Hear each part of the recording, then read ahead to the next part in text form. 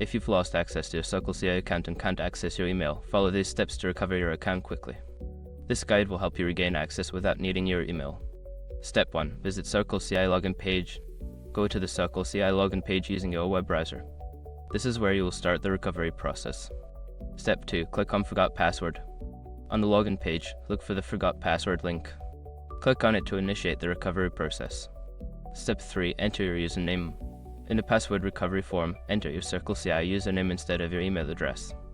This will help the system identify your account. Step 4. Follow the instructions. Make sure your information is protected first. Most people don't think about breaches until something actually happens to their accounts. Use SRC to monitor your accounts 24/7 and instantly alert you if your information appears in leaked databases online. It constantly checks billions of breached data points in the background.